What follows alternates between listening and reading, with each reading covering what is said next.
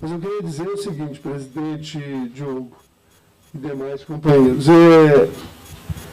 Nós temos uma pauta que a gente definiu na última reunião, hoje a gente vai iniciá-la, né, com a questão da infraestrutura, mas eu queria que fosse registrado em ata a questão seguinte.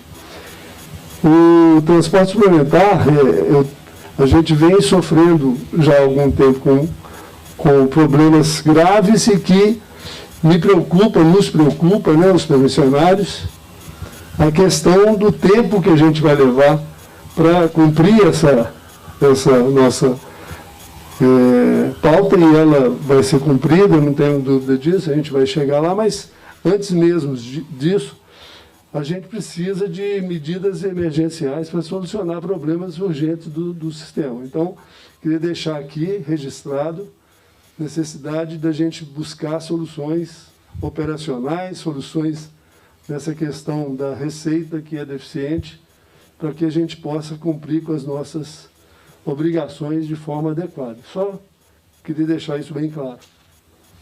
Não, obrigado pelo comentário. Peço aí quem está fazendo a ata, né, o doutor Marcelo, que registre em ata, por favor. Algum dos outros participantes quer fazer alguma consideração inicial, algum comentário inicial antes da gente começar com a pauta de hoje? Braulio, por favor. Boa tarde a todos. Eu gostaria de, só para a gente, já que a gente está começando a reunião, tem um link de transmissão, não é isso? Para a gente compartilhar. Deixa eu te encaminhar aqui agora. E gostaria também de aproveitar o ensejo aqui só para um pequeno erro na ata anterior. E, não sei, eu passo para a secretaria, eu falo aqui, só para a gente... eu sugeriria que já falasse qual que é a sua... Lá no início, a ata foi divulgada como segunda reunião, mas já era terceira. Ok? E basicamente era isso. Eu tinha feito a anotação das outras aqui, mas da última é coisa simples. Eu queria, presidente, registrar uma nota de falecimento terrível de hoje, de mais um companheiro do transporte suplementar, companheiro Darcy Valgas, que faleceu. Ele teve um problema algum tempo atrás de AVC e vinha recuperando até bem, graças a Deus, mas infelizmente hoje a gente estava numa reunião preparatória de uma assembleia e tivemos essa triste notícia. Se a gente pudesse até fazer aqui um minuto de silêncio em homenagem a ele, gostaria de pedir. Então, por favor, vamos respeitar um minuto de silêncio em respeito ao nosso colega.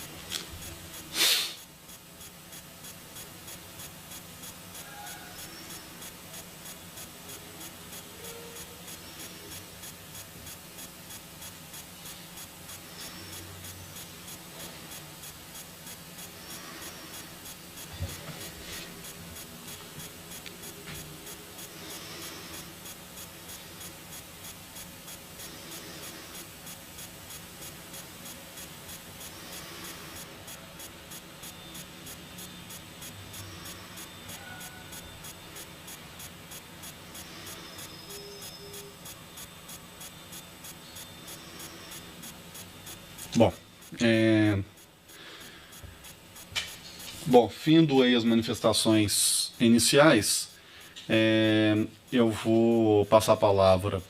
Primeiro vou apresentar a vocês a superintendente da BH Trans de Planejamento e Informação, Liliana, que está ali no canto direito da mesa. Eu pedi para que, como um assunto, como ela que vem gerenciando aí os projetos de infraestrutura que nós vamos tratar aqui em principal e é responsável atualmente, né, pelo planejamento de mobilidade da cidade. Eu pedi para que ela viesse, organizasse uma apresentação e que ela viesse fazer a apresentação de modo que a gente tiver alguma dúvida, a gente já possa discutir aqui e não deixar nenhuma resposta para um momento posterior. A apresentação, né, como a gente não sabia assim, o nível de detalhes que a gente ia discutir hoje, a Liliana fez uma apresentação bem detalhada. Então, ela vai provavelmente apresentar de forma célere para dar tempo. E se vocês tiverem alguma dúvida ou algum comentário, vamos combinar aqui de interrompê-la para que a gente possa, né, debater de forma adequada. Né? Para dar um exemplo, nós temos aí quase 60 quilômetros de faixas, né? Vou pegar Trânsito estudou 71 quilômetros, ou seja, é muita faixa preferencial e exclusiva que foi estudada. Então, para não entrar em detalhes de uma a uma, mas caso seja de interesse de alguém, peço que a gentileza que não, para a gente ter o trabalho aqui de forma mais para depois ao final não ter que ficar voltando em slides, etc. Eu acho que vai ser mais produtivo se a gente, qualquer participante aí que tem interesse em algum detalhe, interromper. Podemos combinar assim? Então, Liliana, por favor, obrigado primeiro por vir aqui nos ajudar nisso, e a palavra é sua. Boa tarde, pessoal. Como o Diogo disse, eu trouxe uma apresentação aqui bastante detalhada, e para alguns tópicos eu vou tentar passar só os enunciados, e se algum assunto chamar mais atenção, a gente para um detalhamento, tá?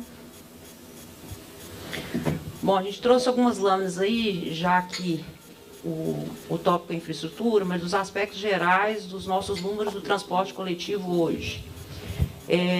O transporte coletivo convencional estruturante em Belo Horizonte, hoje nós estamos com uma frota de 2.438 veículos equipados com GPS, GPRS, câmeras de segurança e computador de bordo, distribuídos em 309 linhas. Temos hoje 15.752.000 passageiros transportados por mês. Isso atualmente está dando uma média de cerca de 795.000 passageiros por dia útil, ainda observando uma queda sensível em relação ao período pré-pandemia de março de 2020. Temos 6 estações de integração em operação, e desde março de 2014 o BRT-MOV transportou em média 245.000 passageiros por dia útil, no ano de 2021. Liliana, desculpa, porque eu podia interromper, tudo bom? Eu acho que é só para deixar registrado, isso também passou na reportagem de ontem na Globo, quando as pessoas olham 2.438 veículos, acho que é muito, mas tinha quase 3.000 até 2 anos atrás, né? É importante ter claro essa diminuição da frota por parte dos concessionários que faz toda a diferença, por exemplo, na discussão do percentual de frota empenhada, frota em operação, etc., que, enfim, né? Uma coisa é um patamar de 3.000 veículos, outra coisa é um patamar de 2.438 veículos. Bem pontuado, André. Em relação à frota, podemos pegar um número mais detalhado, mas me parece que em março de 20 a gente estava com um pouco mais de 2.800 veículos, e estamos hoje com 2.438. E, como eu destaquei, a média de passageiro dia útil, a gente teve uma queda de cerca de 35%. Então, só porque você falou que podia interromper, essa queda que você falou foi 35%. Então, nós estamos falando de antes, qual que era o quantitativo de passageiro? A gente tinha dados de março de 2020, Sim. Uma média de passageiro transportado por dia útil de cerca de 1.208.400 passageiros. Tá bom. Então, antes a gente tinha 1.200.000, acima de 1.200.000 passageiros, dia útil, perfeito? Dados de março de 2020, pré-pandemia. Tá bom. Só para deixar esses números muito bem cravados, né? 1.208.472. Tá bom. E agora a gente tem 795, né? Números aproximados também. Aproximados, tá ok. Obrigado. Temos 37 estações de transferência em operação. As estações de transferência são as estações com área paga no canteiro central do BRT-MOV. O transporte suplementar hoje com uma frota de 290 veículos e 1.140.000, quase 1.141.000 passageiros transportados mês, com 35.000 viagens, 35.318 viagens mês. Esse é uma lâmina só para a gente refletir um pouco da capacidade do sistema, né? Então a gente tem aí uma imagem aí do metrô como uma rede, um sistema de alta capacidade, que pode ser entendido aí a metáfora com canos largos, né? Se a gente pensar num sistema até de distribuição de água, e que suportam entupimentos momentâneos, né? Congestionamentos momentâneos. Os ônibus é um sistema de capacidade que a gente pode entender como subcanais, que juntos formam a capacidade total do sistema, e estão mais suscetíveis a congestionamentos, a entupimentos, né, se a gente for pensar numa rede de canos. Na rede viária, os pontos críticos eles têm gerado problemas que se propagam na rede como um todo, gerando mais pontos críticos e afetando mais os canais de menor capacidade. A baixa capacidade desses canais de ônibus, principalmente nos casos de não priorização da circulação dos ônibus, são elementos que causam vulnerabilidade, um efeito cascata para o sistema de ônibus que ocasionalmente fica conturbado. Então, a gente tem aí o cenário pré-pandemia, né, uma distribuição menos concentrada e na pandemia mais concentrada. Na pandemia, essa necessidade de distanciamento fez com que essa capacidade dos subcanais do sistema de ônibus ficasse ainda mais reduzida pelas necessidades do distanciamento social, ou seja, você tem o mesmo número de passageiros, em tese, ocupando mais espaço.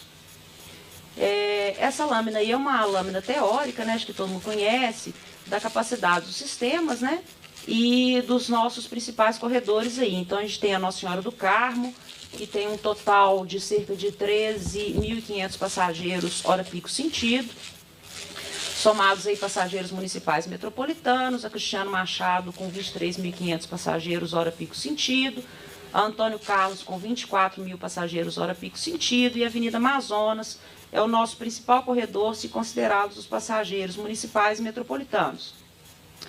Se for considerar exclusivamente os passageiros municipais, Antônio Carlos é o nosso corredor mais pesado, mas como a Amazonas é o principal corredor metropolitano, a Amazonas se configura aí como principal corredor da cidade, corredor de transporte com essa característica metropolitana. E a gente vê aí a indicação, o sistema, por exemplo, como o da Avenida Amazonas, uma indicação de um sistema de BRT de faixa dupla como mais adequado para atender essa demanda, ou sistema superior de metrô e trem metropolitano. Liliane, queria só fazer um contraponto, porque passou naquela hora que você falou da frota de redução. No suplementar, ocorreu uma redução, mas de forma diferente, né, por não conseguirem manter a operação por deficiência de receita e tal, que é individual, né, cada situação E a gente teve aí uma redução em torno de 15%, tá? Quer dizer, foi bem menor e foi por necessidade assim, individual, dificuldade mesmo operacional financeira. Bom, pessoal, eu trouxe... Obrigada, Jefferson. Eu trouxe algumas lâminas aí para situar, né, o que a gente vai apresentar aqui hoje no Plano de Mobilidade Urbana de Belo Horizonte. A última revisão do Planmob é de 2017, mas ele foi republicado, né, ele foi considerado dentro do Plano Diretor de Belo Horizonte, da Lei 11.181 de 2019. Aí eu estou chamando a atenção aí para o título 11 do Plano Diretor, que trata da mobilidade urbana, especificamente no capítulo 1 do Plano Diretor de Mobilidade Urbana de Belo Horizonte, do Planmob. Então, o artigo 292 define como objetivos estratégicos do Planmob de Belo Horizonte ampliar o percentual de viagens em modos de transporte coletivos em relação ao total de viagens em modos motorizados, fala da promoção da melhoria contínua dos serviços, da promoção da segurança no trânsito, de assegurar que as intervenções no sistema de mobilidade urbana contribuam para a melhoria da qualidade ambiental, estimulando modos não motorizados de transporte, de tornar a mobilidade um fator positivo para o ambiente e negócio na cidade e de tornar a mobilidade urbana também um fator de inclusão social. Ainda no Planmob, no Plano Diretor, a seção 3 trata do transporte coletivo de alta e média capacidade, e eu estou destacando aí o artigo 307 e o artigo 310. O artigo 307 fala que constituem objetivos relativos ao transporte coletivo de alta e média capacidade, ampliar a rede de transporte de alta e média capacidade, tronco alimentada, de elevado padrão de serviço, que garanta a velocidade e conforto dos usuários, levando em consideração as tecnologias que se mostrem viáveis de serem implantadas. Além disso, fala da promoção do adensamento urbano ao longo da rede estruturante implantada em suas estações, nas estratégias de desenvolvimento orientado ao transporte. Fala de implantar, e o que interessa aí aqui no tema nosso hoje de infraestrutura, né? Fala de implantar a rede estruturante do transporte coletivo em conformidade com o anexo 10 da lei do plano diretor, com a integração dos sistemas de alta e média capacidade. O parágrafo único desse artigo 307 fala que a rede estruturante de transporte coletivo será suportada por um conjunto de corredores exclusivos e preferenciais de ônibus. E o artigo 310, eu trouxe aí como destaque, trata de constituem ações relativas ao transporte coletivo, sistemas convencional e suplementar, ampliar as intervenções de prioridade ao transporte coletivo no sistema de circulação por meio de implantação de faixas exclusivas e, mais uma vez, faz referência ao anexo 10. Ainda no artigo 310, a gente tem um destaque também para a necessidade de ampliação do atendimento às vilas e favelas e à rede de linhas suplementares existentes. Aí eu trouxe aí, pessoal, eu sei que não vai dar para ler com detalhe, é um mapa muito detalhado, mas é o anexo 10 do plano diretor, ele trata do mapa da rede estruturante de transporte coletivo, e eu trouxe aí, estão indicadas as previsões de metrô, de rede estruturante de média capacidade, de BRT ou outra tecnologia, e as vias com faixas exclusivas para o transporte público, além das rotas cicloviárias.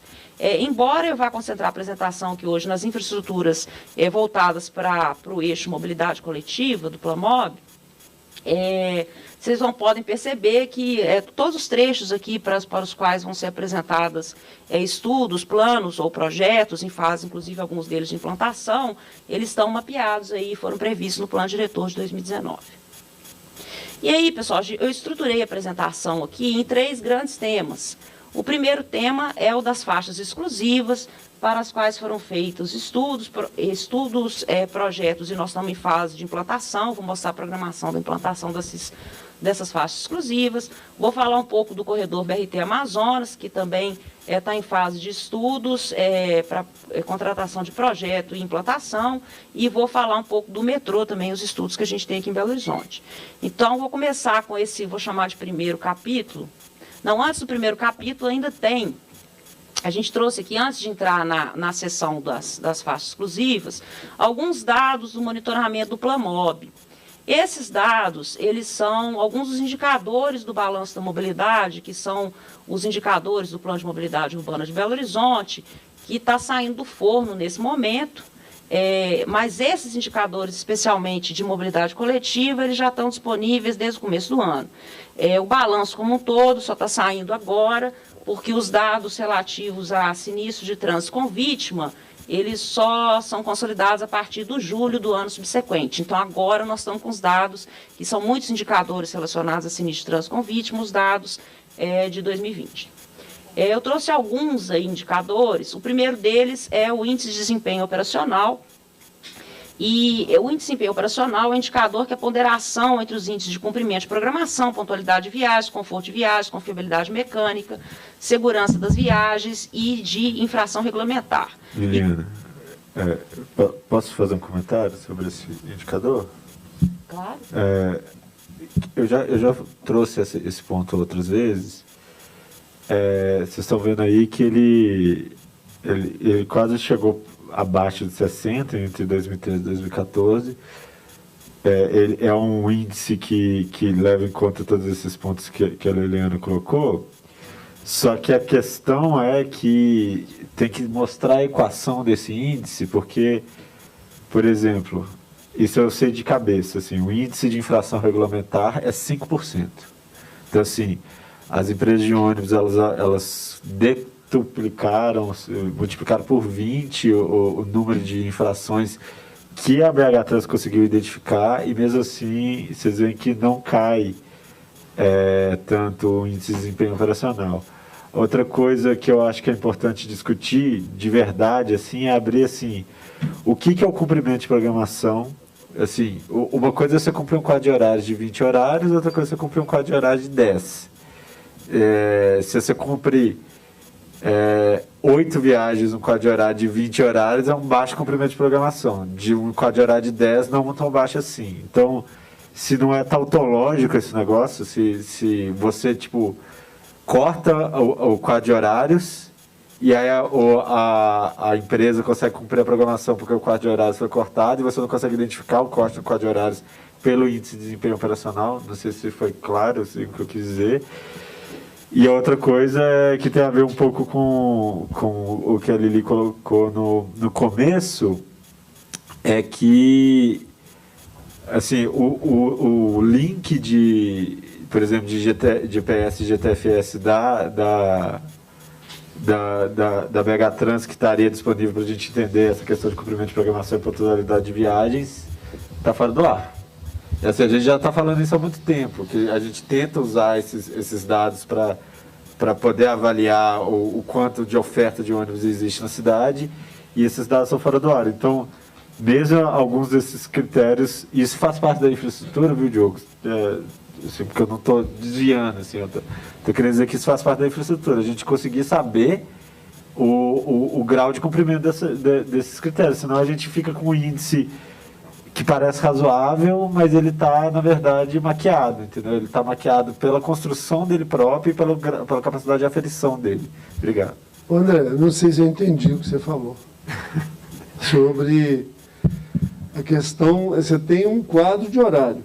Ele não sendo cumprido, você quer dizer que não é detectado? Como assim? Eu estou querendo dizer que... A empresa ela tem o direito de reduzir sem considerar o oficial que estava complicado? Ela reduz com a aval da BH Trans, até onde eu sei. Mas, assim, ela evita o descumprimento de quadro de horários pela redução da viagem, entendeu? Assim, ela pode estar com o cumprimento de quadro de horários de 100%, só que ela vem sistematicamente reduzindo esse quadro de horários, entendeu? Notinha aqui pela ordem.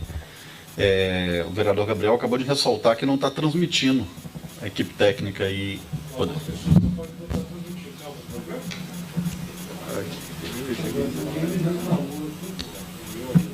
Deixa eu ver aqui.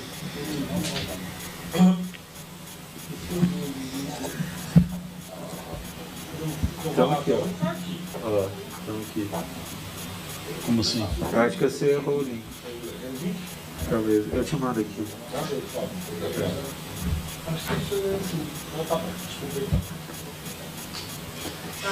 E é o mesmo link que eu mandei para todos.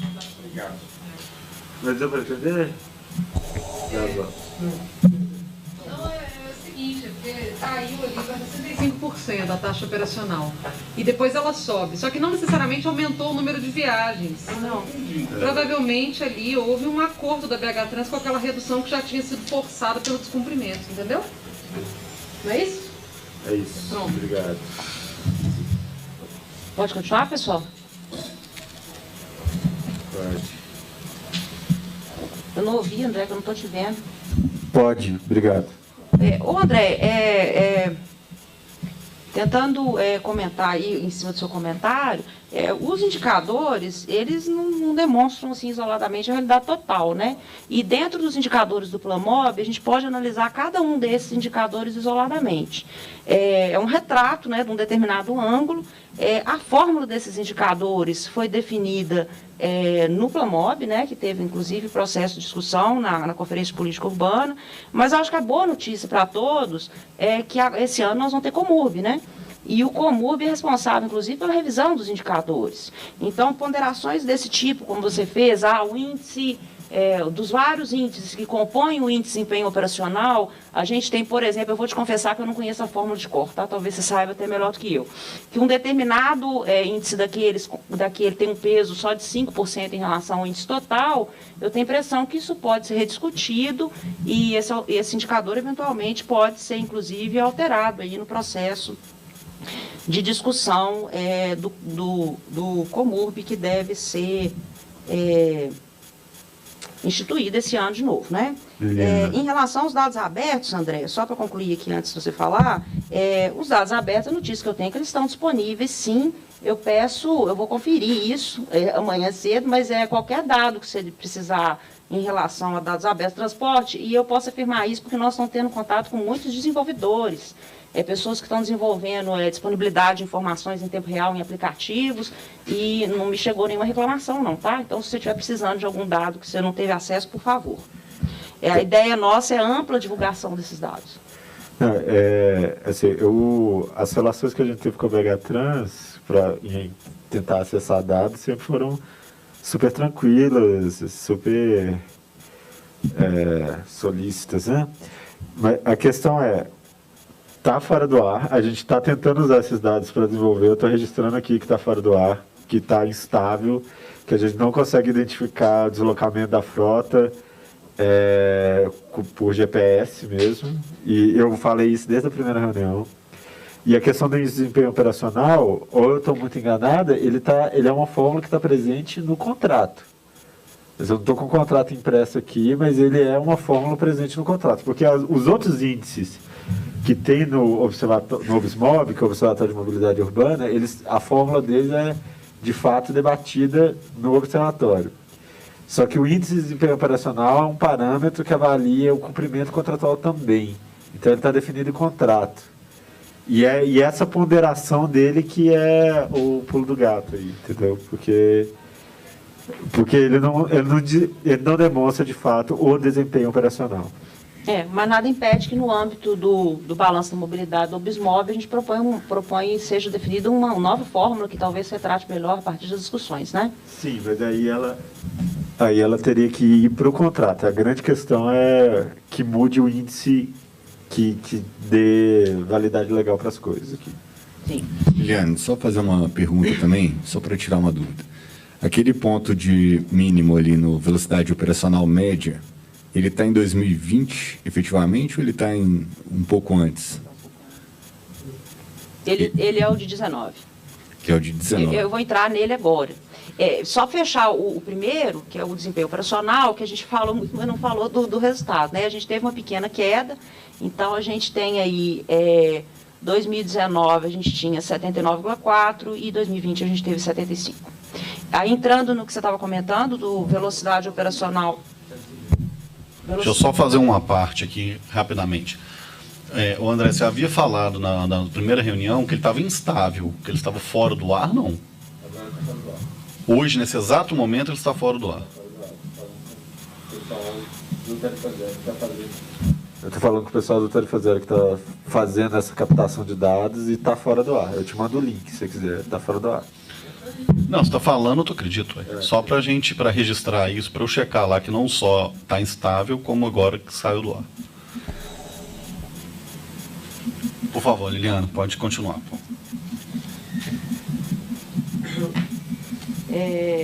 Também estou consultando aqui o responsável, tá? O outro indicador é a velocidade operacional média no pico da tarde, que é a razão entre o somatório da velocidade média por linha, o número total de linhas, quanto maior também melhor, assim como o anterior, e a gente teve um pequeno aumento aí, 2019 a gente teve 13,9 para esse indicador, e agora 2020 tivemos 16, possivelmente afetado pelo processo aí da pandemia, no ano de 2020. O próximo indicador que a gente selecionou foi o percentual de pontos de parada dotados de painéis com informação em tempo real em relação ao planejado, e que é calculado pela razão entre o número de pontos de parada dotados de painéis com informação em tempo real e o número planejado de pontos de parada dotados de painéis com informação em tempo real. Quanto maior, melhor. A meta é atingir em 2025 100% desses pontos para os quais foi planejada a instalação de painéis com informação em tempo real, e hoje nós estamos com 64% dos pontos planejados já com essa informação em tempo real. O próximo índice é o índice de confiabilidade mecânica. Quanto maior, pior. A gente está tivemos uma melhoria nesse sentido, né, porque caiu de 2019 para 2020, sendo que 2020 1,7, que foi a apuração desse indicador. Trouxemos aí também, em relação aos recursos investidos na mobilidade urbana por habitante por ano. No ano, a série histórica está toda aí, está bastante gráfico, mas no ano de 2019 a gente teve... Estou querendo ver aqui qual que é a unidade, Arthur.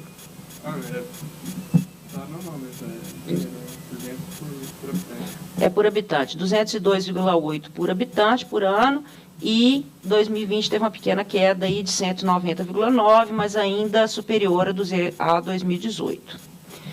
De qualquer forma, a variação aí percentual entre 2016 e 2020 é um aumento de 26,4%. A gente trouxe também um pequeno apanhado aí das obras desde o Planmob, que foram feitas especialmente relacionadas ao transporte coletivo, mas não só. Em 2014, nós tivemos um grande investimento com a implantação dos sistemas BRT móvel com pista exclusiva para ônibus, nos corredores Cristiano Machado e Antônio Carlos, Pedro I e Vilarinho, e várias faixas exclusivas em outros corredores da cidade, como a Dom Pedro I e a Carlos Luz, a Dom Pedro II, perdão, e Carlos Luz.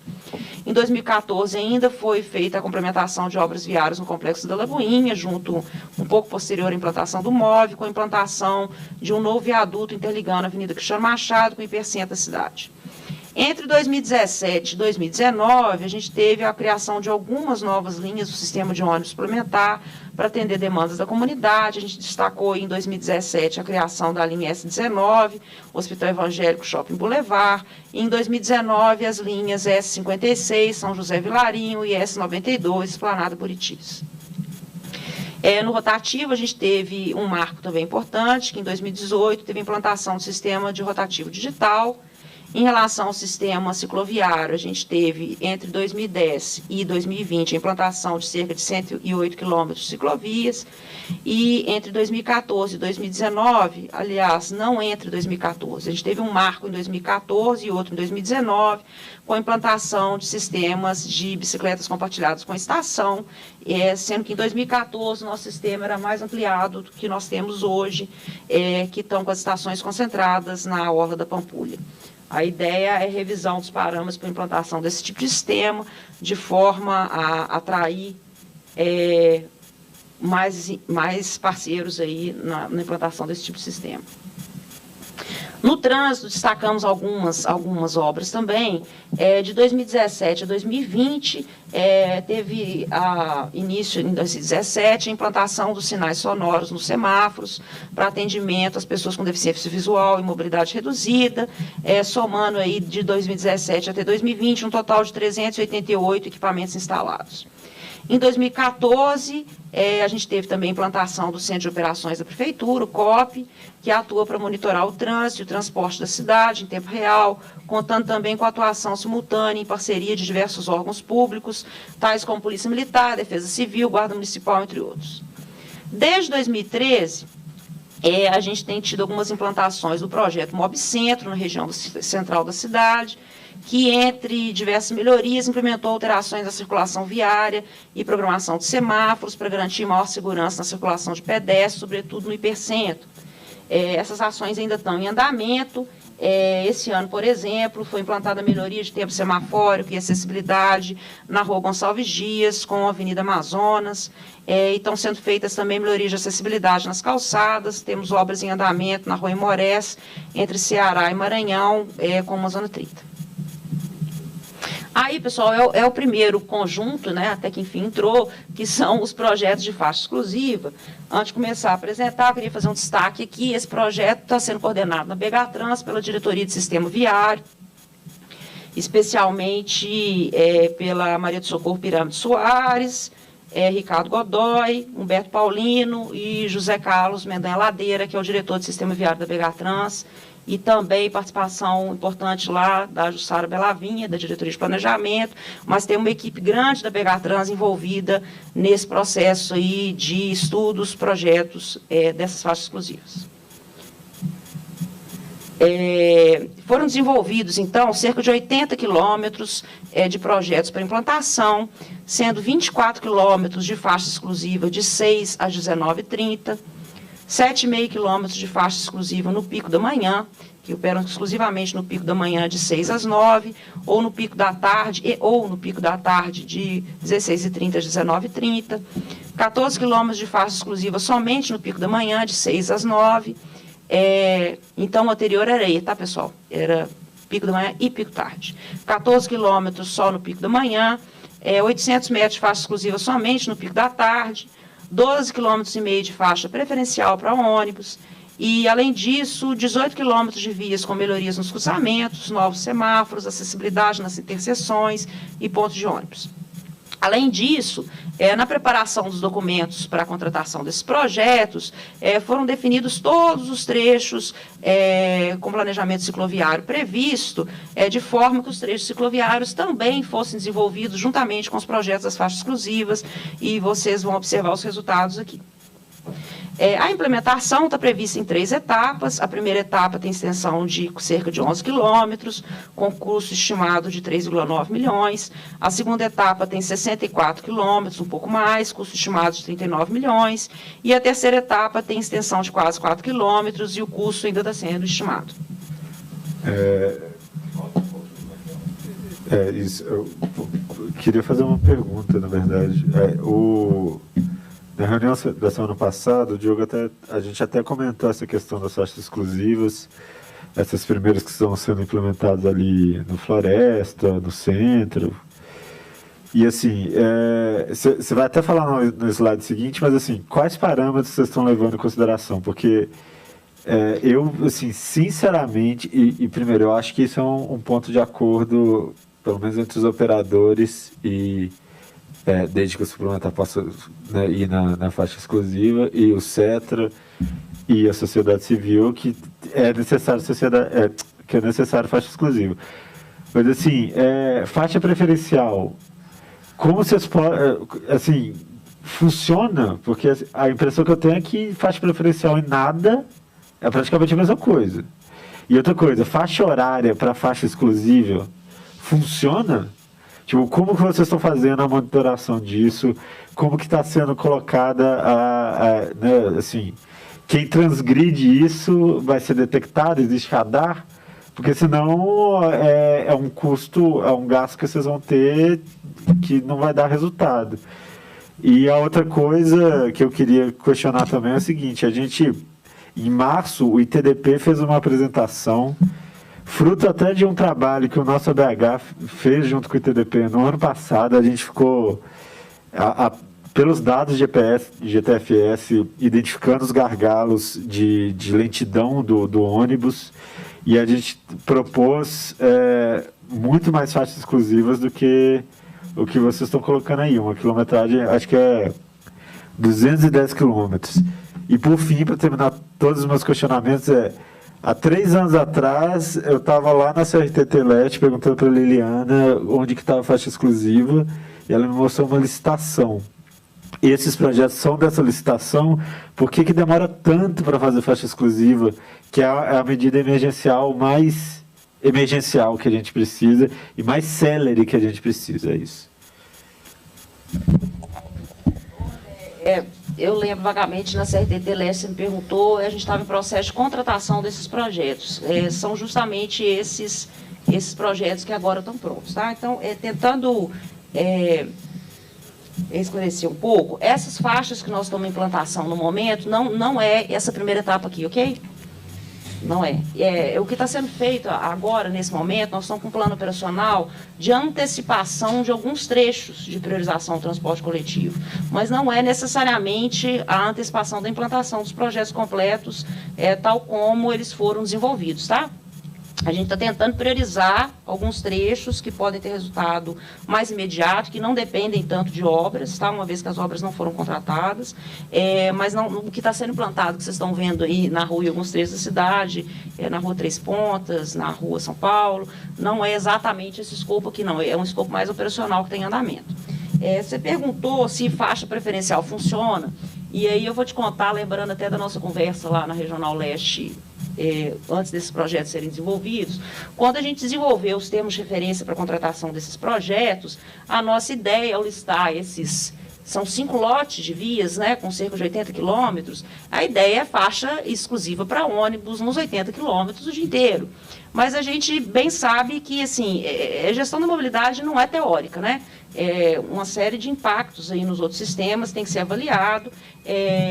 E depois da elaboração dos projetos, que envolveu estudos, muita simulação, foi possível desenvolver projetos executivos com esse escopo que está em tela.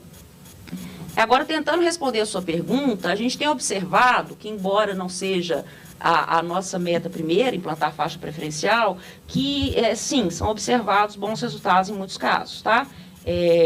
Por exemplo, na Rua Niquelina, a gente tem medições antes e depois da implantação da faixa preferencial e houve melhoria na operação na Niquelina.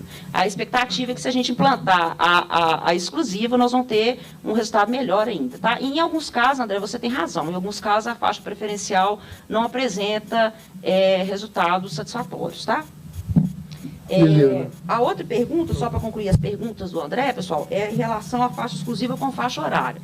No processo de planejamento, de elaboração desses projetos, como eu disse, são feitas as simulações, às vezes se observa que não vai ter resultados durante o dia inteiro.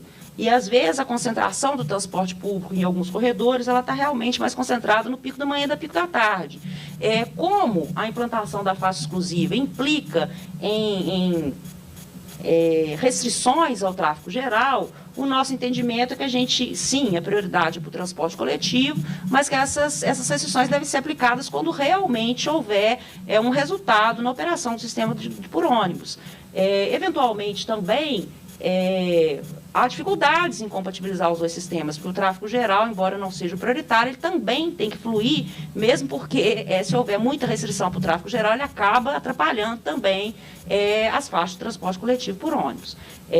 Então, os resultados foram simulados e foi observado que, para algumas dessas vias, eu vou mostrar aí na sequência, os melhores resultados foram com a operação da faixa exclusiva, exclusivamente nos picos da manhã e tarde, ou eventualmente só no pico da manhã ou só no pico da tarde, porque inclusive tem algumas vias, né, que pela característica de circulação, inclusive elas só operam no pico da manhã ou no pico da tarde, com um maior volume de linhas. E a última coisa que você perguntou, só para concluir as respostas, é em relação à fiscalização eletrônica. Então, a ideia é que essas faixas exclusivas, elas têm todo um escopo de fiscalização eletrônica, para que realmente elas sejam respeitadas, né? Diferentemente, André, dessas faixas operacionais que nós estamos implantando hoje, cuja fiscalização é presencial, tá? Ou seja, com muito mais restrição de fiscalização. Desculpa. Liliana, aproveitar que ele te interrompeu, eu não quis te interromper antes, só uma observação. Quando você falou da criação das linhas novas do suplementar, queria lembrar que elas são duas, né? A 56S e 56S92 são do novo edital, e a 19 foi fruto daquela nossa luta lá, junto com o Grupo da Serra, o Tarde Fazendo, e que, na verdade, seriam extintas duas linhas pela proposta, que seria a linha 10 e 80, que atuam no anel rodoviário, e em função do TAC e da quantidade de permissões que a gente teria, a gente pleiteamos a manutenção dessas linhas e elas se mantiveram operacionais aí, só para ficar observado.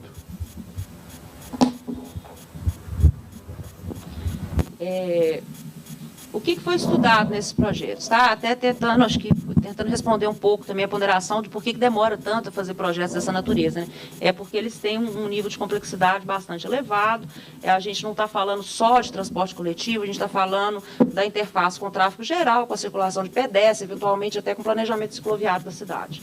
Então, foram estudados os gargalos na operação da via, o volume de tráfego geral, o volume de ônibus, os itinerários, o número de linhas, a velocidade operacional atual dos ônibus, a operação dos pontos de ônibus, com a localização e condições físicas, volume de ônibus que param no ponto e quantidade de passageiros embarcando, interseções com semáforos, foi feito o cálculo do tempo perdido nas interseções pelos passageiros de ônibus embarcados, pedestres e usuários de auto, a circulação de pedestres e usuários do transporte coletivo, as condições físicas das calçadas, condição, inclusive, às vezes, de segurança para atravessamento, para poder acessar algum ponto.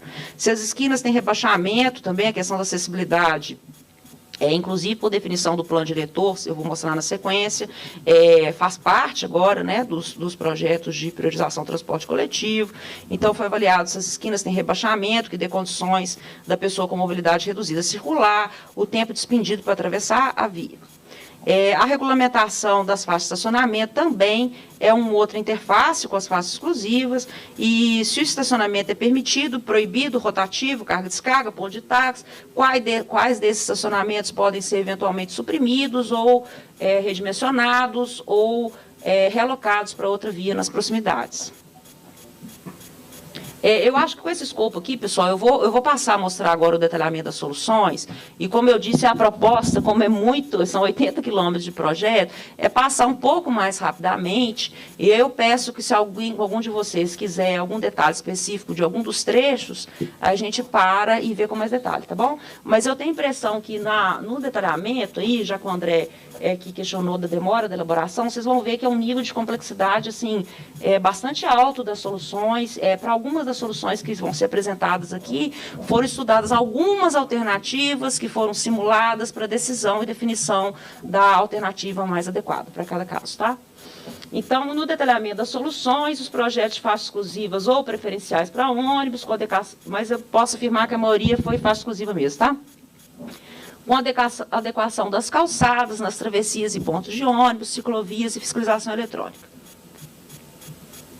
Os resultados são o aumento da velocidade operacional dos ônibus, em média de 20%, então para cada uma das rotas é indicado um percentual estimado de melhoria, tá, da operação, redução de tempo de viagem, menor tempo de espera, regularidade e pontualidade dos ônibus, redução de custos operacionais, mais travessias seguras de pedestres, redução de emissões de gás carbônico, gás de efeito estufa e poluentes locais, ampliação da acessibilidade universal, melhoria das calçadas e aumento da malha cicloviária.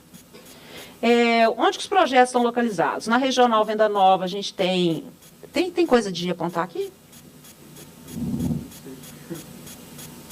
É vermelho? Ah, que legal.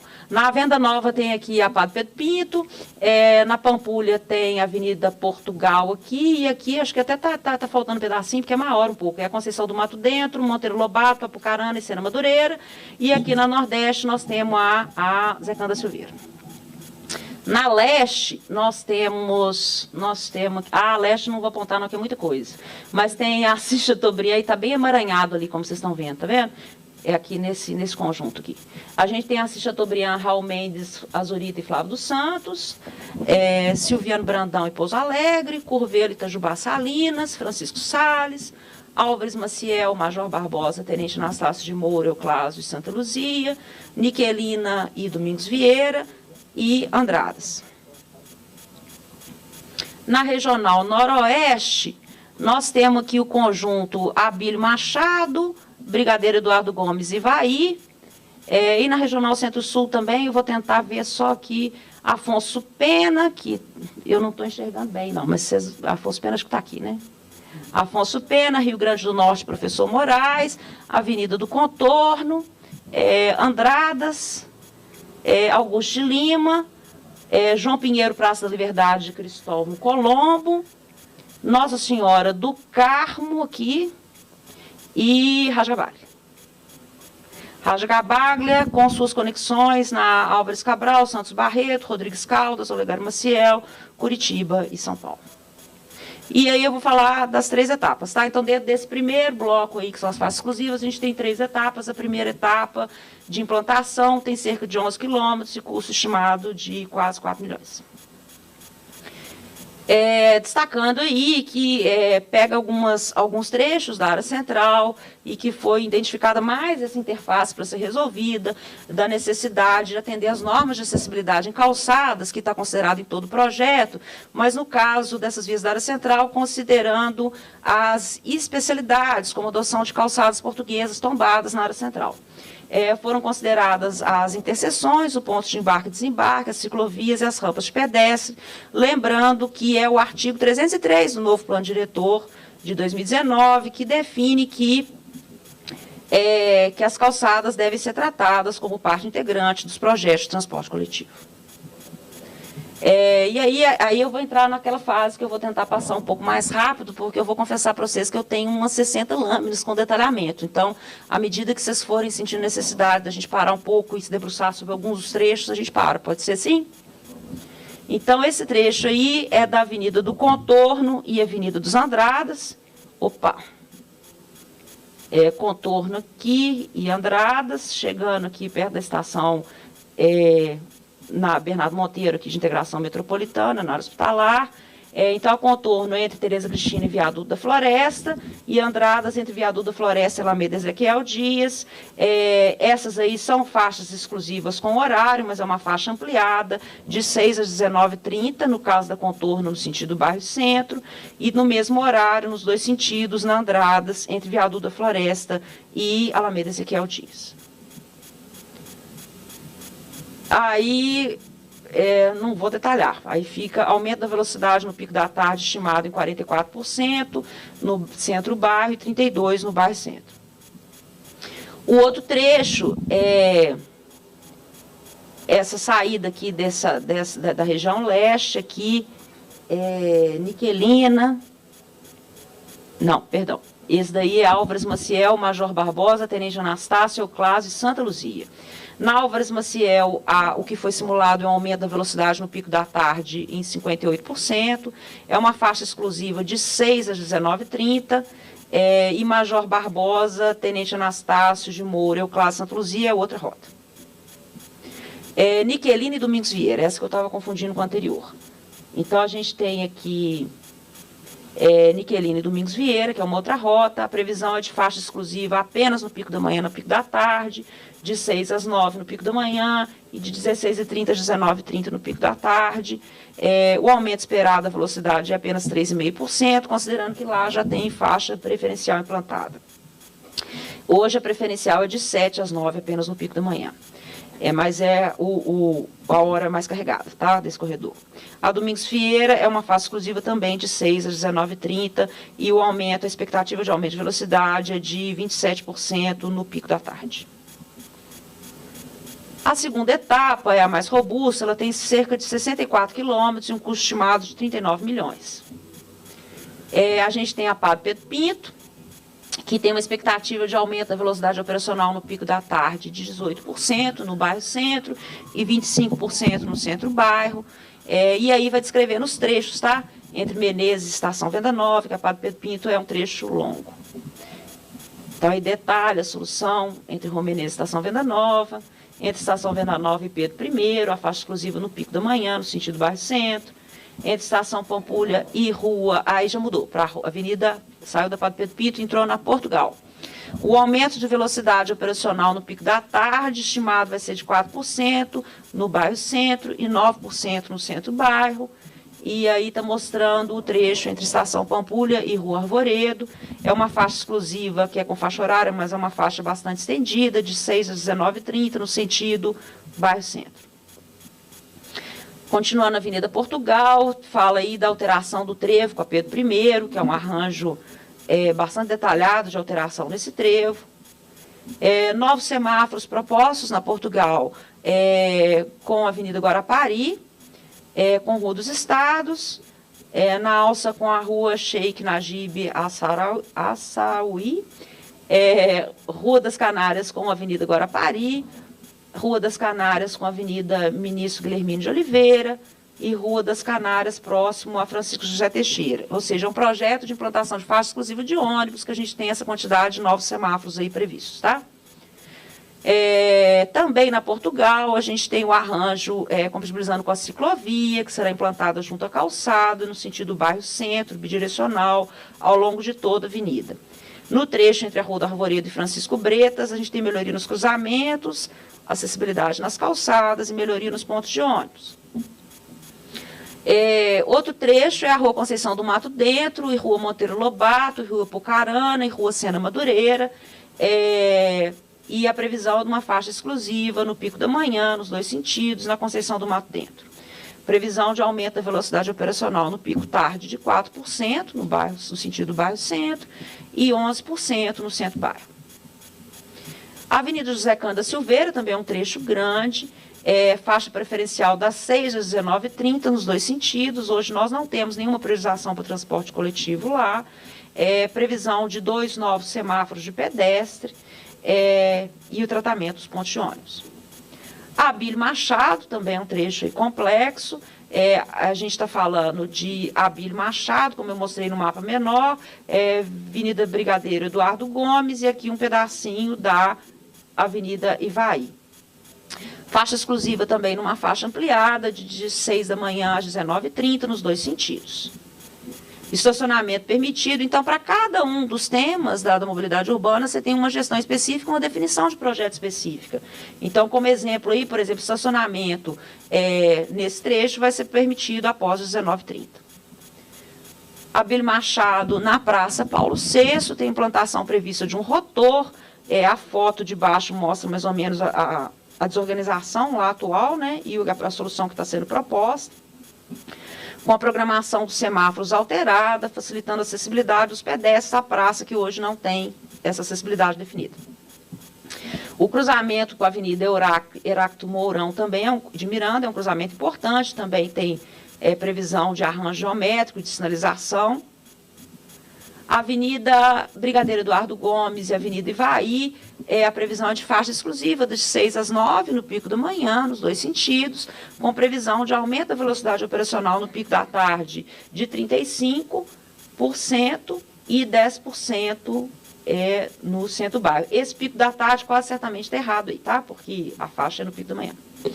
Serão 2 faixas de tráfego, melhoria nos pontos de ônibus, também não vou detalhar porque é bastante longo. Esse trecho já é outro trecho da Leste, da Avenida Assis Chateaubriand, na continuidade ali com o trechinho da Raul Mendes, Exurita e Flávio Santos, que está chegando na Silviano Brandão.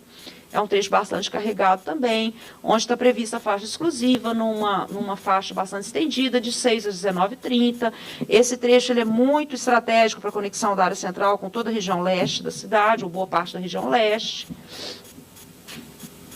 Assis Chateaubriand, mais algum detalhamento aí, que a Flávio dos Santos também terá a ciclovia bidirecional compatibilizada com a faixa exclusiva, com tratamento para pedestres, e é uma ciclovia que conecta com outros trechos cicloviários,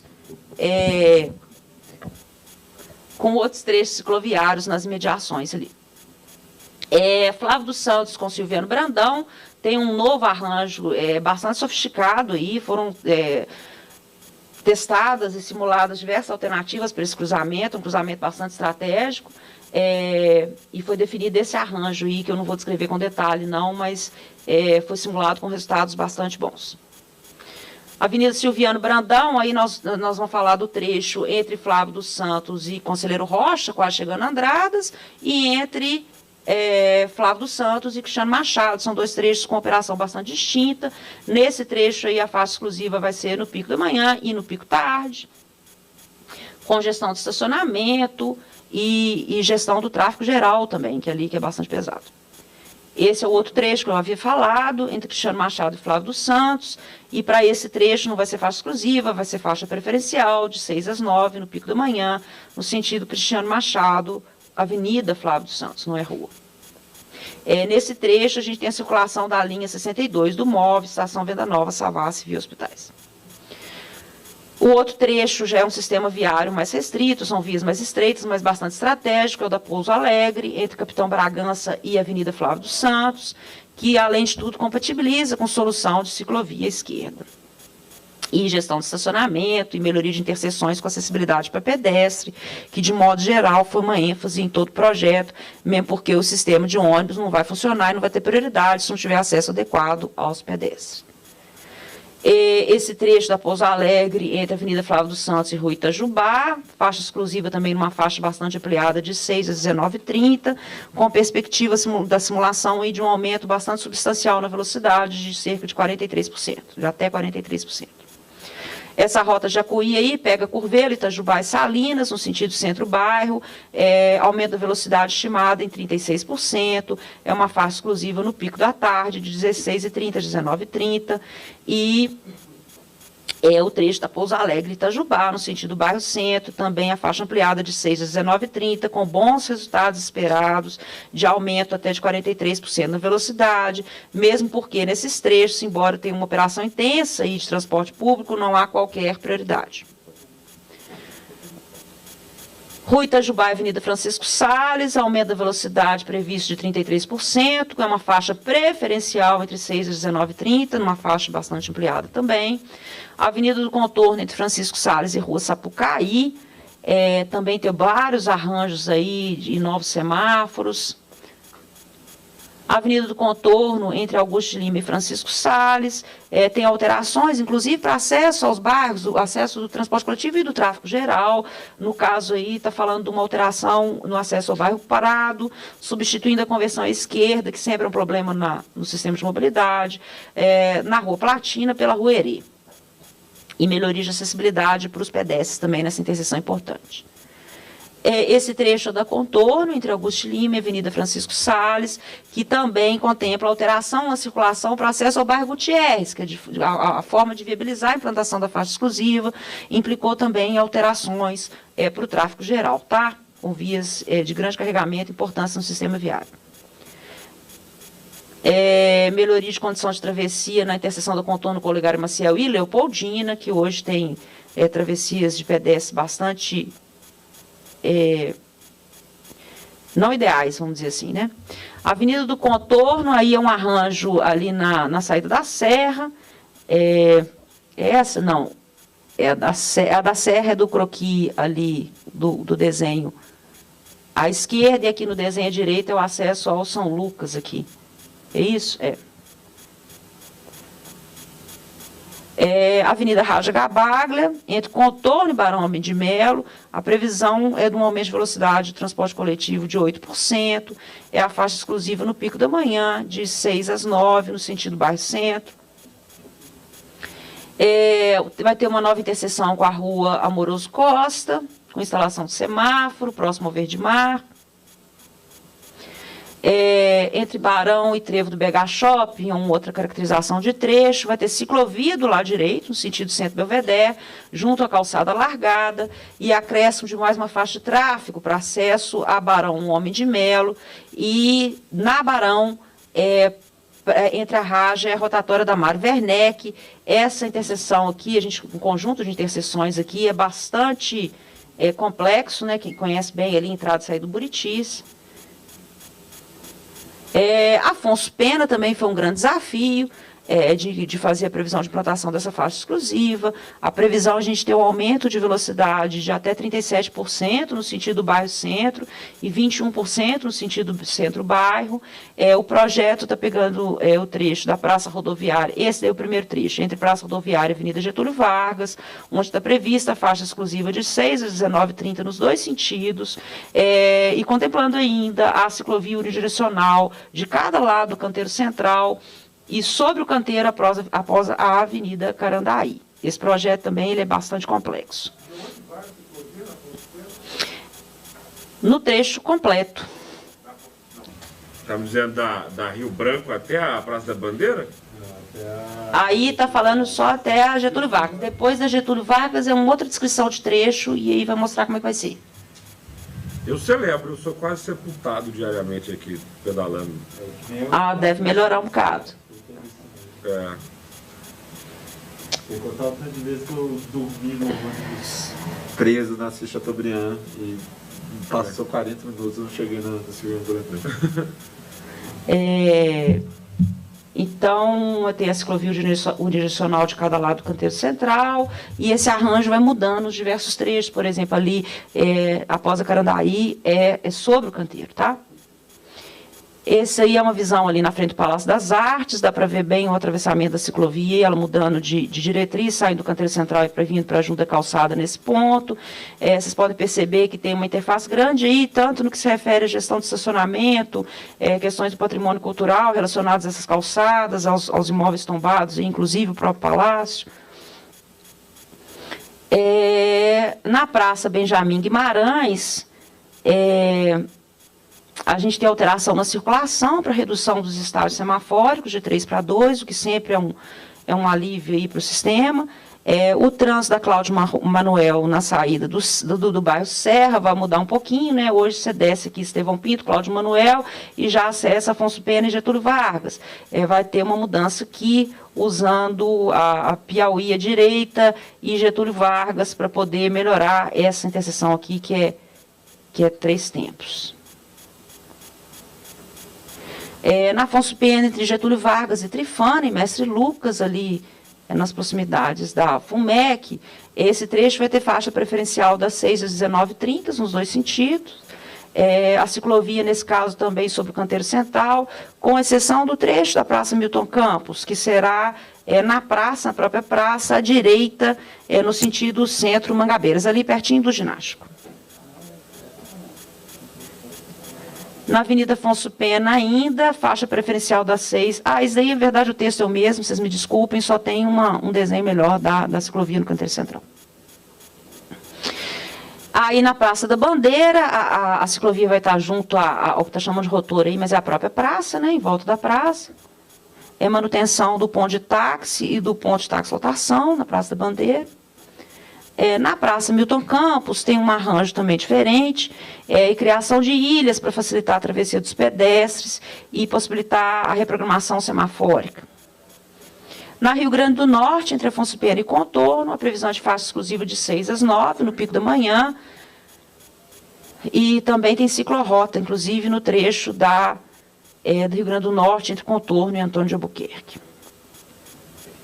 Na Professor Moraes, a expectativa, aí, o que a simulação mostrou, a expectativa de aumento de velocidade do transporte público de até 22%, e nós estamos falando do trecho entre Contorno e Afonso Pena, a faixa exclusiva pico da manhã e pico da tarde, 6 às 9, 16h30, 19h30. Augusto Lima, entre Rio Grande do Sul e Contorno, faixa exclusiva no pico da manhã, 6 às 9, nos 2 sentidos. Augusto Lima, aí detalha um pouco... eu não estou conseguindo ver bem aqui, mas é a interseção da...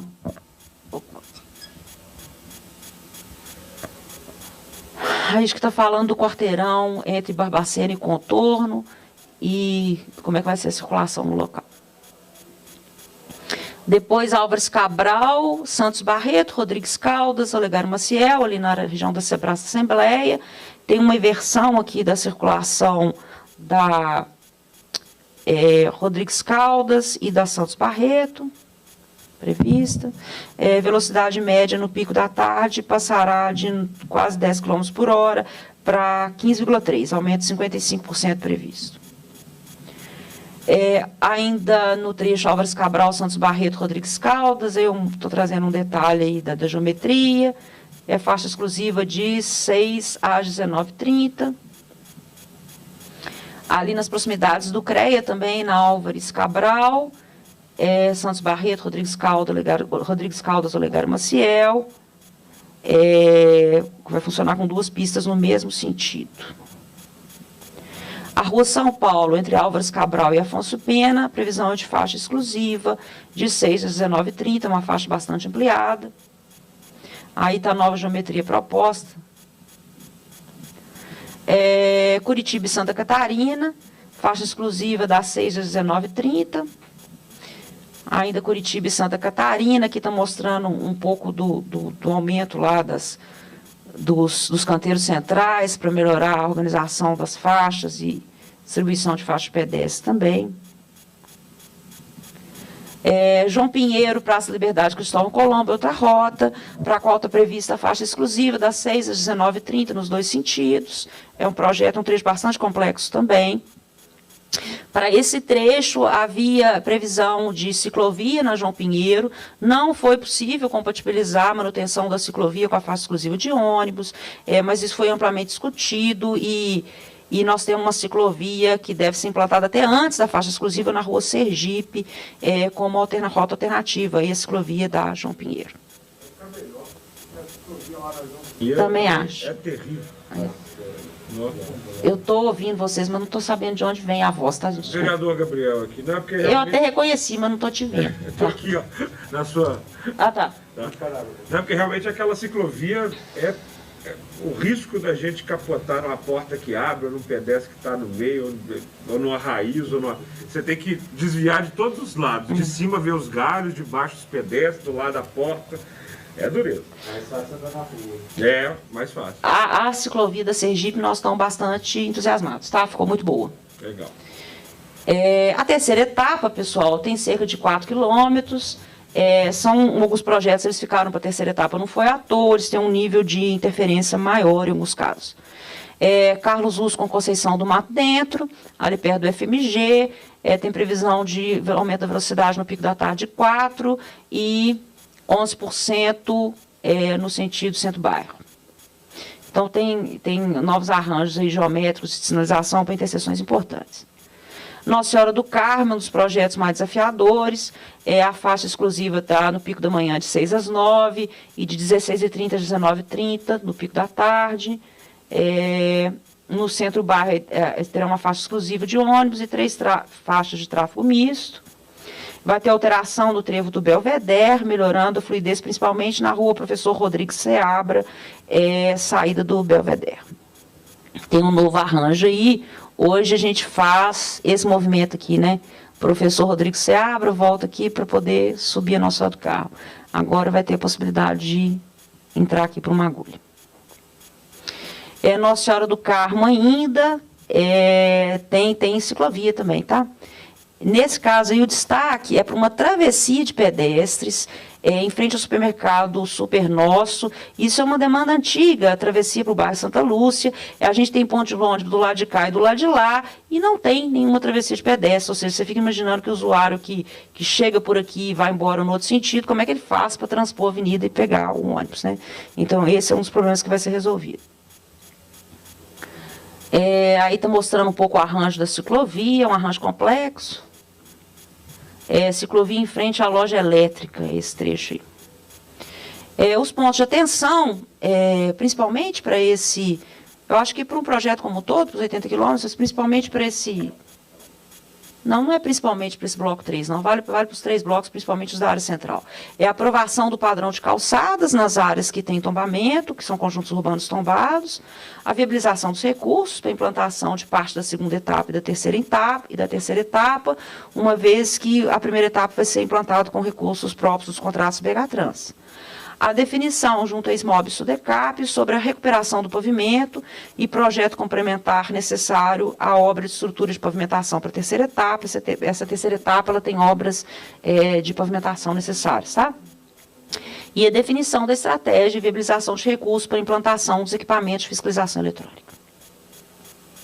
Os custos projetados, eu acho que já foi falado, mas primeira etapa cerca de 4 milhões, 3 milhões e 900 mil, para a segunda etapa cerca de 39 milhões, para a terceira etapa ainda não temos os custos detalhados, e o total sem a terceira etapa é de 42,9 milhões de reais. A primeira etapa, a segunda etapa, nós estamos falando de qual período de execução? Vereador, eu não trouxe essa informação aqui, mas eu sei que a primeira etapa eu acho que começa em 2021, já tem andamento, não é isso, Diogo? Sim, a primeira etapa começa agora no segundo semestre, estava marcada agora para setembro, mas a gente percebeu que na consulta pública poucas pessoas se manifestaram. Então, até, vereadora, nossa ideia é sentar com a presidente Nelly e fazer talvez uma audiência pública ao longo de cada um, antecipando a qualquer eventual problema que a gente tenha, né? A gente teve um processo muito traumático na Pedro II, a gente sentiu que na consulta pública poucas pessoas se manifestaram, Então a gente decidiu fazer uma rodada envolvendo a Câmara Municipal, até porque é o braço, vamos dizer assim, do município, né, com relação à representatividade. Então até é uma das pautas para eu conversar com a presidente Nelly na próxima oportunidade, para a gente marcar uma audiência pública e aí pedir auxílio de vocês, vereadores, para chamar os comerciantes, etc., e discutir o projeto em mais detalhe. Teremos, são duas faixas, a implementação de duas faixas já esse ano. Então logo essa parte de audiência pública aconteça e o período de chuvas não atrapalhe, né? E o restante começando já no primeiro semestre da primeira etapa do ano que vem. Aqui, por acaso tem alguma previsão para o corredor da Cristiano Machado? Não, o Cristiano não está contemplada nesse escopo de vias, não. Só para eu entender, assim, o que você chama de corredor da Cristiano Machado? Porque a Cristiano Machado já tem o BRT. Você diz... Ah, sim. Para Cristiano tem o projeto das 3 interseções, né?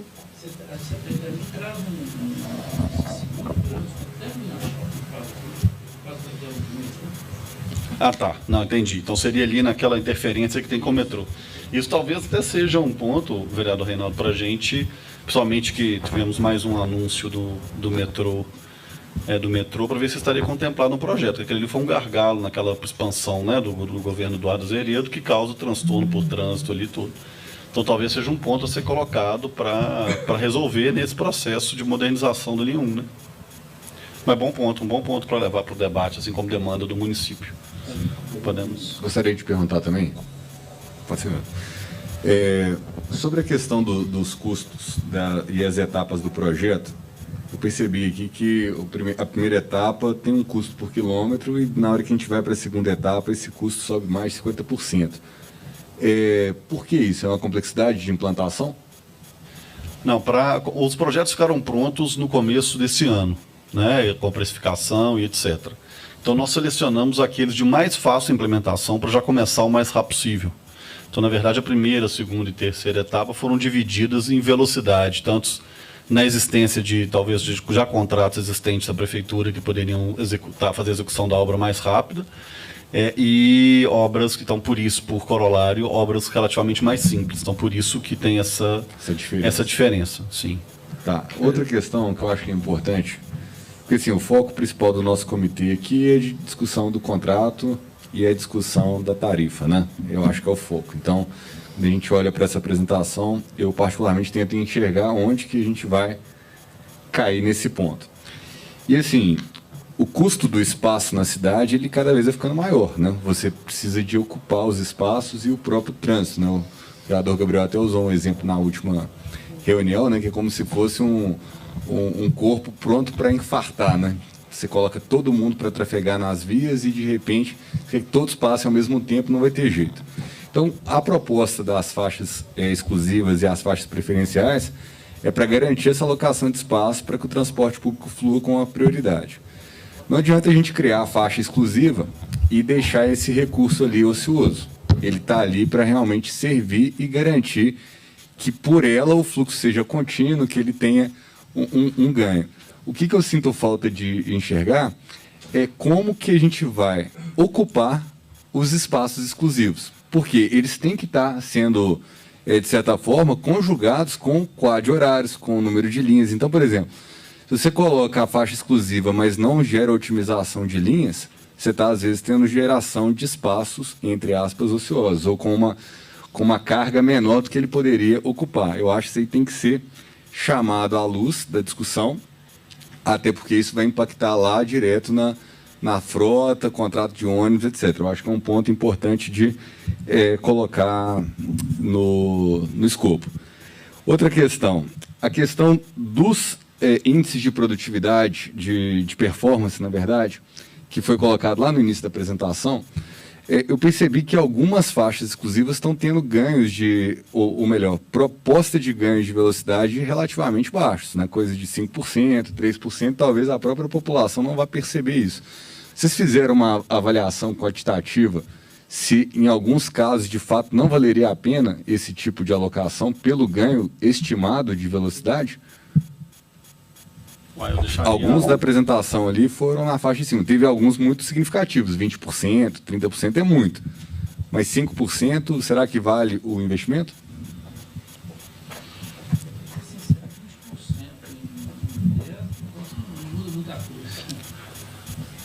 Pois é, mas é só uma questão para colocar em...